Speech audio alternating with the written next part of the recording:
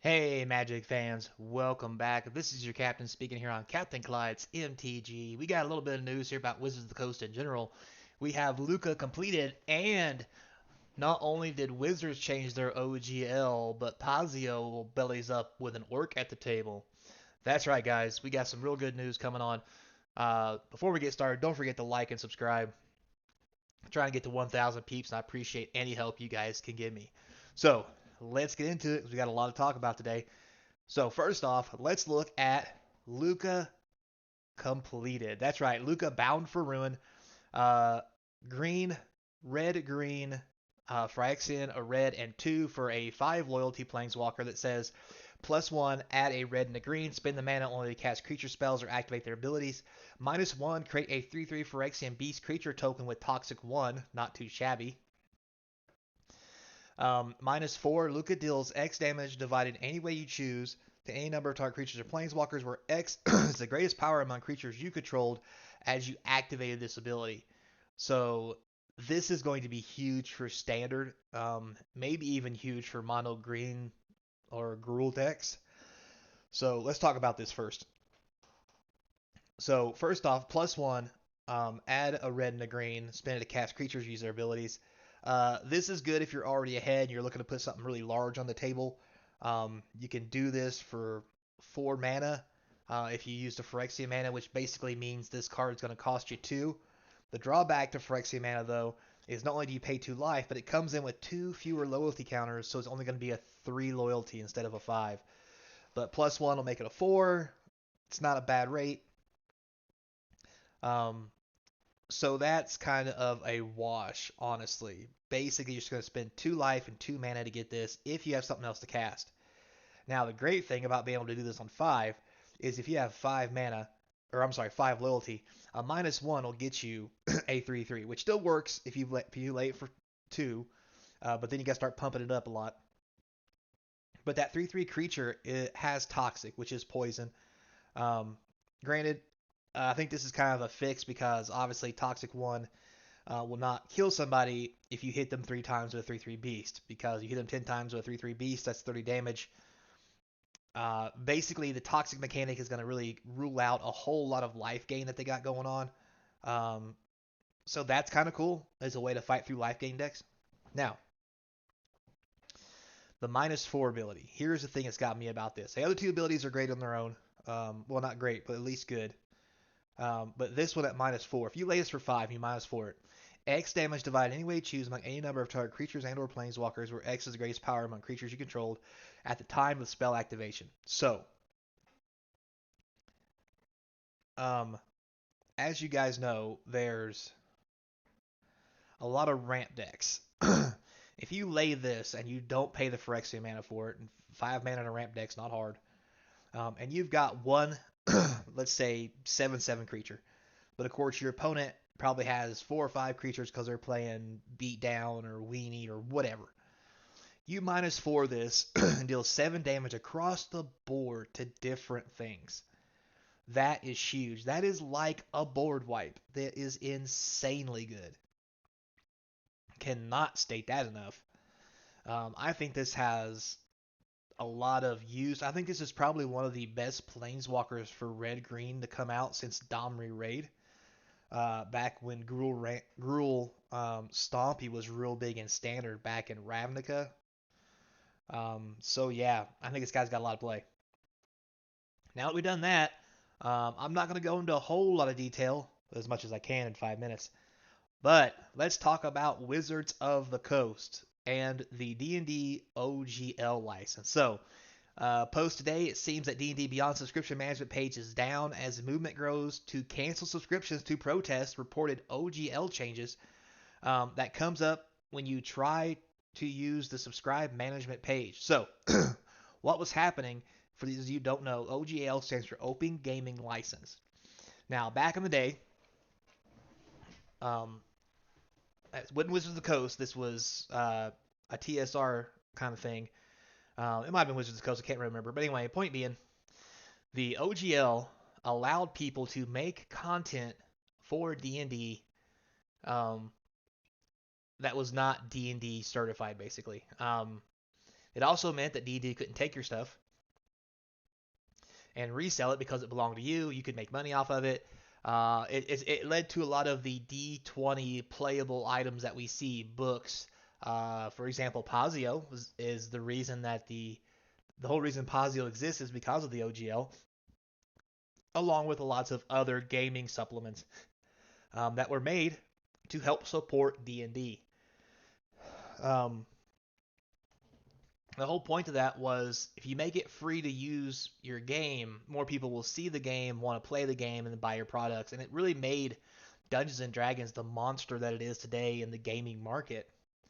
Um, the changes to the OGL, in essence, wants to monetize that so that if you get money from anything, Kickstarters, selling products, whatever the case may be, Wizards of the Coast gets a cut of it, and if they like it, they can just reprint your shit. That's right, they can take whatever it is you made, even if you're making money off of it, and they can start printing it, um, and not give you anything. So there's lots of bad things about this. It's really going to hurt the whole populace in a general sense as far as supporting the game as a community. Um, so to boycott this, a lot of people had D&D Beyond subscriptions. They all started canceling their subscriptions to show why they don't want this. And today, apparently, they shut the server down, so people can't cancel their subscriptions anymore because they were losing. I'm going to guess this, but let's be honest here. You would not cancel down a management subscription page unless everybody was unsubscribing, costing you millions of dollars because nobody's going to subscribe to your monetization, as they said, of D&D because it doesn't bring enough money in. So this is another example of Wizards being greedy, just like they are with Magic, and the customer base telling them that they're not having it. And Wizards is basically doing their best to try to ruin their company.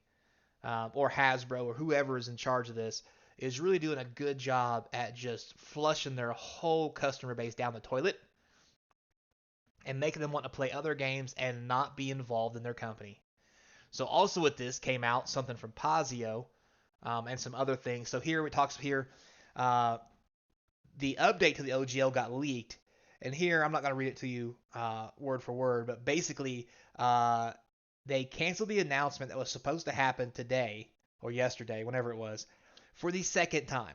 And this cancellation comes against all the backlash from it from the past week because it was spoiled early before it was revealed. Wizards of the Coast won't respond to anything. Um, so obviously, like I just showed you, everybody canceled their DD Beyond subscriptions and everything else because they're tired of people trying to just drain money out of their wallets for no reasons. So then also here you have uh, they canceled the live stream as well, set for 3 p.m. this Thursday. It was yesterday, my bad. Um, and their Discord, it remains unclear if they'll release the OGL. Obviously, they didn't release it yesterday. I doubt they will today because it's Friday. They're probably going to wait till Monday because the last thing they should do is release something on Friday and give the whole weekend for people to basically get out the pitchforks and torches and on a weekend when they're not going to be taking letters or saying anything to do damage control. So it says here that Wizards of the Coast Dungeons & Dragons appear to be at a critical point with their fan base, facing petition drives, open letters, and announcements from third-party publishers like MCDBM and Cobalt Press rejecting the new OCL in favor of creating their own systems. So Wizards not only is destroying their fan base, the people who pay for their product, which pays their paycheck, but they're opening up a door for other people who have been playing both products or another product to completely now move over to those other products and leave D&D behind because of their inability to just be happy with what they have. Because let's be honest, if you want to make more money, how about you put out more? So there's a difference here between this and Magic. In Magic, more products is bad. For D&D, more products is good. If you bring out a book, that book will sell once and several people can use it. But the more books you bring out, the more it gives people more chances to play, more things to do. That's what you should be focusing on here in D&D, but not in Magic. Again, like I mentioned in my previous videos, they don't understand the difference between a card game and D&D, and it's really sad because they're just driving a good thing into the dirt. So, what does this mean for everybody else? Well, Pazio has stepped up to the plate. They announced their open RPG creative license, also known as ORC, Open RPG Creative License, ORC. Get it? Big green thing, and never mind. Moving on. Moving on. So, in direct response, it come out over the past week about the status of the update with Gaming License 2.0. Pazio has offered to pay for legal work necessary to create the system agnostic license. However, it states that it will not be owned by Pazio, nor will it be owned by any company who makes money publishing RPGs. Instead, Azor Law, co-founded by Brian Lewis, the attorney who developed the legal framework for the original 2000 OGL at Wizards of the Coast. Okay, so it was made at Wizards. Will provide a safe harbor against any company being bought, sold, or changing management in the future and attempting to rescind rights or nullify sanctions of license. The company hopes to pursue the establishment of a nonprofit like the Linux Foundation to hold the final edition of the ORC license. So this basically means it's been a week and a half. Wizards can't come to the plate because they're so scared.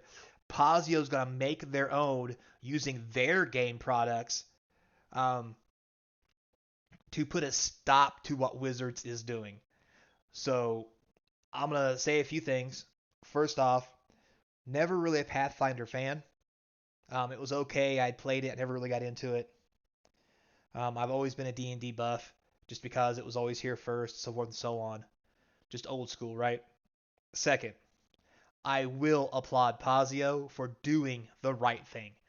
And it's things like this that makes me want to play Pathfinder and just stop playing D&D. Um, D&D goes through so many iterations of rules and so forth and so on. Pazio hasn't really.